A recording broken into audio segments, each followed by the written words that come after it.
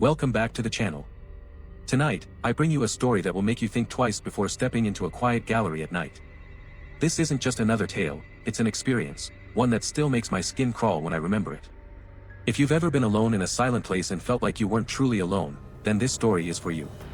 Before we begin the story, I'd like to request you to please like and subscribe to this channel. Also, write in the comment box, "Love to horror stories."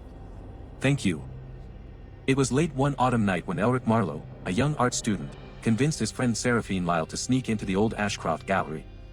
The gallery was closing for renovations, and Elric wanted one last look at the paintings he admired. The city was silent, the air damp with fog, when they stepped inside through a side entrance.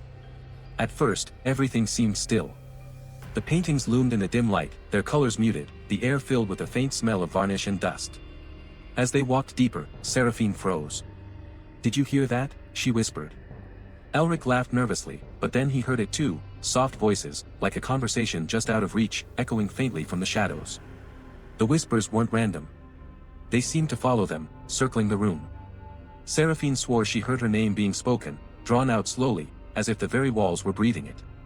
Elric leaned close to one of the large portraits, an old Victorian gentleman with hollow eyes, and the whisper grew louder, clearer. "Elric, we see you." Chills crawled up his spine. He stumbled back, knocking into a sculpture, which toppled to the floor with a crash. The whispers erupted all at once, filling every corner of the gallery. It wasn't just sound anymore, it felt like something unseen was pressing against them, tightening the air. Desperate to leave, they rushed toward the exit, but the door they came from was no longer there, only a blank, white wall. Seraphine gasped, pointing to the paintings. The figures on the canvases were no longer still. Their painted eyes shifted, following every move, mouths curving into cruel smiles. And then, one voice rose above the rest, low, guttural, inhuman. "Stay with us." The room darkened, and the faces in the paintings began to whisper in unison, louder and louder, until Seraphine screamed. In the chaos, Elric grabbed her hand, pulling her toward a faint glow at the far end of the hall. They ran, and just as suddenly as it began, the whispers stopped. When they turned back, the gallery was empty. Silent. Normal. The paintings were lifeless again. No voices. No movement. But the exit was open now, waiting. They fled without looking back, vowing never to return. Yet, Elric confessed to me later, sometimes, when he is alone at night, he still hears his name whispered in the dark.